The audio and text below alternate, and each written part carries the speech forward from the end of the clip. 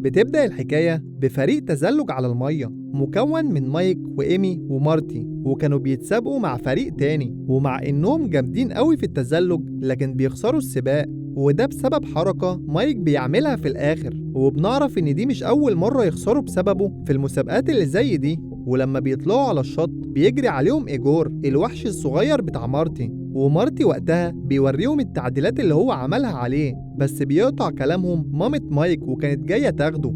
وفعلا مشيوا وكانوا رايحين عشان يحضروا العيد ميلاد بتاع باباه اللي بيكون شغال رائد فضاء، بس باباه كان متضايق جدا لأن وكالة ناسا أجلت رحلته للقمر، ووقتها كانوا رايحين يزوروا جده فرانك، ومايك بيسأل باباه جده هيحضر العيد ميلاد بتاعه ولا لأ، بس باباه ما بيكونش عارف. ولما وصلوا دار المسنين اللي فرانك قاعد فيها ما بيرضاش يروح معاهم، وبنعرف ان ده بسبب ان في مشاكل بينه وبين سكوت ابنه بابا فرانك. فوقتها مايك بيسأل مامته وقال لها احنا ليه بنجيله كل سنة مع انه بيرفض ان يجي معانا، فهي بتعرفه ان هي وعدت جدته قبل ما تموت ان هي هتحاول تصلح المشاكل بين جده وبين باباه. وبعدها بالليل بتروح العيلة عشان تحتفل بالعيد ميلاد في المطعم، وبنشوف هناك في التلفزيون راجل الأعمال المشهور كارسون، وكارسون وقتها كان بيكدب الفيديو بتاع الطلوع للقمر وكل الرواد اللي كانوا فيه، وبيقول إن الفيديو ده كان متفبرك ومش أصلي. وبنعرف وقتها إن أبو كارسون كان حلم حياته إن هو يطلع القمر بس ما بيعرفش يعمل كده، وعلشان حلم باباه بيقرر كارسون إن هو يطلع القمر، وبيعلن عن مكوك فضائي عملاق وبيقول إن هو ده اللي هيطلع بيه للقمر. وفي اليوم اللي بعده البيت الأبيض بيكون مقلوب بسبب كلام كارسون وتكذيبه للفيديو بتاع الطلوع للقمر، فبتقرر الرئيسة وقتها إنها تبعت بعثة تانية للقمر قبل بعثة كارسون، عشان لو طلع هو الأول هيخفي علم أمريكا اللي حطوه هناك سنة 69، ودي كانت أول بعثة ليهم. ومن ناحية تانية مايك وأصحابه كانوا متجمعين، ومارتي بيكون لسه بيخترع حاجات للوحش بتاعه، ومايك بيكلمهم عن جده فرانك واللي بنعرف ان هو كان واحد من رواد الفضاء اللي المفروض كانوا يطلعوا للقمر، بس لما بيجي وقت البعثة بيعزلوه عنها من غير سبب وبيطلعوا طبعا من غيره. ومن ساعتها بعد فرانك عن وكالة ناسا وعن البشر كلهم بما فيهم ابنه سكوت. ومن ناحية تانية بنشوف جاك أبو مارتي، وده برضه كان شغال مع سكوت في الوكالة، وكان جايله علشان يبلغه بأوامر الرئيسة عن بعثة القمر، وعرفوا إن هما لازم يطلعوا يوثقوا كل حاجة فوق قبل ما بعثة كارسون توصل. وجاك بيقوله إن الوكالة هتبعت رواد الفضاء القدامى علشان يجوا يدربوهم على المكوك الفضائي اللي هيطلعوا بيه، وبيقوله إن المهمة دي حددوا ميعادها كمان شهر وكل الفريق هيبقى بقيادة سكوت. والولاد الصغيرين وقتها كانوا قاعدين على السلم وسامعين كل حاجة، فمايك بيجيله فكرة وبياخد أصحابه وبيروحوا على دار المسنين اللي عايش فيها جده فرانك، وكان هدفه إن هو يعرض على جده إنه ينضم لوالده لبعثة القمر ويكون واحد من المدربين اللي هيدربوهم، ويمكن اللي هيعمله ده يصلح العلاقة بينهم. وبعدها لما بيوصلوا لدار المسنين بيدخلوا إيجور الوحش الصغير بتاع مارتي علشان يراقب لهم المكان الأول، ومايك بيقدر إنه يتسحب فعلا ويوصل لفرانك، ووقتها بيدي لجده صورته هو وباباه وبيقول له على رحلة القمر وبيحكي له كل حاجة. ومن ناحية تانية بنروح لكارسون، ولما عرف هو كمان إن الحكومة هتبعت بعثة بدأ يستعجل الرجالة بتوعه عشان ينجزوا ويطلعوا بسرعة، وبنعرف إن هو عمل كل الحكاية دي لأن شركته اخترعت مصدر طاقة بديل وكان عايز يفهم الناس إن هم لقوه على القمر. وفي اليوم اللي بعده كان في مؤتمر صحفي ومستنيين رواد الفضاء القدامى اللي هيدربوا الرواد الجداد، وفعلا بينزلوا كلهم، بس مايك كان متضايق جدا لأن جده ما كانش فيهم. بس لما جاك بياخد سكوت عشان يشوف المدرب بتاعه بيطلع إن هو أبوه فرانك، ومايك وقتها بيفرح جدا لأن أبوه وجده هيشتغلوا سوا. أما كارسون بقى كان بيحط خطة لرجالته عشان يبوظ التدريب بتاعهم ويعطلهم شوية عن المهمة. وفعلا وقتها سكوت وهو بيتدرب على المركبة الصغيرة مع باباه بيطلب منه مايك وأصحابه إن هو ياخدهم لفة، وبعدها لما طاروا مع بعض واحد من رجالة كارسون بيضرب غطا تانك البنزين، فبيحاول سكوت وقتها إن هو يتحكم في المركبة بس ما بيعرفش وبتقع وتنفجر، وطبعا ما بيكونش فيها حد وهو والأطفال بينزلوا بسلام. ففرانك جري بسرعة عشان يطمن على ابنه بس بيلاقيه بيزعقله عشان كان فاكر إن هو اللي بوظ المركبة. ومن ناحية تانية بيطلب كارسون من رجالته إن هم يجربوا مصدر الطاقة ده، بس وقتها كانوا خايفين وطلع عندهم حق فعلا، ولما استخدموه كان قوي جدا لدرجة إن كارسون اتسبب في موت واحد من رجالته. نرجع تاني لسكوت، وقتها كان متضايق جدا لأن رجله اتصابت وكده أكيد هيتعطل عن مهمته للقمر، وبيقول لمراته إن ده كان حلم حياته وباباه دمره. وبنشوف ساعتها نفس اللحظة اللي عاشها أبوه قبله زمان.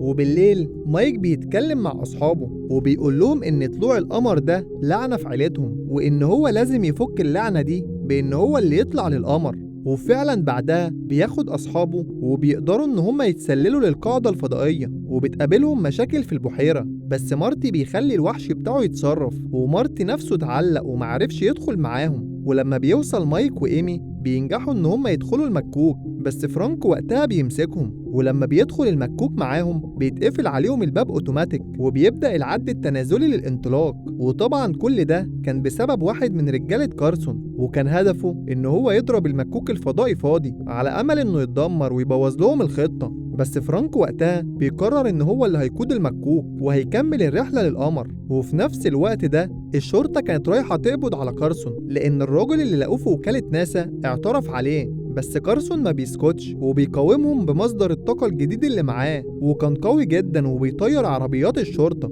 وقدر وقتها بسرعة إنه ياخد المكوك بتاعه ويطلع هو كمان للقمر. واللي هناك بقى كان فرانك بالمكوك بتاعه ومعاه مايك وإيمي. وكارسون هو كمان لما بيشوف المكوك بتاع ناسا وبيعرف إن جواه رائد فضاء بيبعت له جهاز يدمره، بس فرانك بعدها بيلاحظ إن في جسم غريب على المكوك وبيحاول يبوظه، وده طبعا كان الجهاز اللي كارسون ضربه عليهم. فعلى طول فرانك بيطلع بره وبيحاول يشيل الجهاز ده، بس بيواجه صعوبة، وساعتها مايك وإيمي بيخرجوا علشان يساعدوه. ولما بيرجعوا للمكوك تاني بعد ما شالوا الجسم الغريب، فرانك بيزعق لمايك لأنه خرج بره المكوك من غير إذنه، فمايك وقتها بيتأسف له وبيقول له إنه مش هيعمل كده تاني. وبعد شوية بيوصل كارسون للقمر، وبعدها على طول بيوصل فرانك وراه، ووقتها بتبدأ إيمي بث مباشر عشان توري العالم كله علم أمريكا اللي فوق القمر. بس فجأة البث بيتقطع عشان كارسون كان ضرب جهاز الإرسال بتاعهم، وكان كمان أخد العلم بعد ما بدله بالعلم بتاعه. ووقتها بيبدأ فرانك إن هو يطارده بالعربية اللي معاهم عشان ياخدوا منه العلم تاني، وبيقدروا فعلا إن هم ياخدوه. بس كارسون بيقدر إن هو يخطف فرانك وبيطلب منهم إن هم يرجعوا له العلم قصاد فرانك.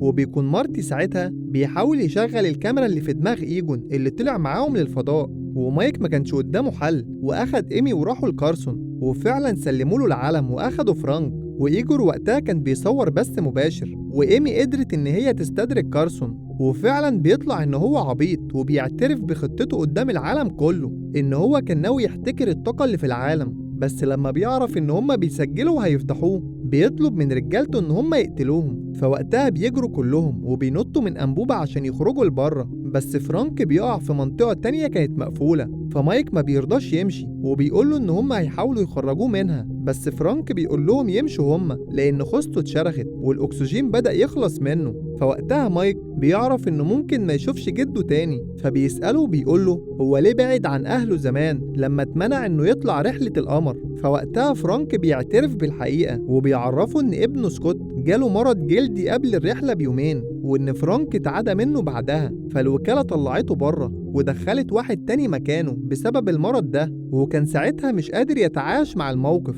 فسابهم وراح يعيش لوحده. بس بعدها بشوية بيقدر مايك إن هو ينقذه وفتح له فتحة بالليزر بتاع إيجور. بس أول لما بيجوا يمشوا بيقابلهم كارسون بمركبة تانية وكان عايز برضه يقتلهم، فمايك وإيمي بيسحبوا لي بعيد عشان فرانك يدخل بسرعة ويبدل الخوذة بتاعته اللي اتكسرت. وبعد كده بنشوف الوحش الصغير إيجور وهو جوه مركبة كارسون، وكان وقتها بيخوفه وخلاه فعلا يعمل حادثة. ومارتو وقتها شغل الصاروخ اللي كان مركبه في إيجور، ومايك وقتها سحب إيمي وبعد بعيد عن حاجات كارسون لأنها دلوقتي هتتدمر بالصاروخ.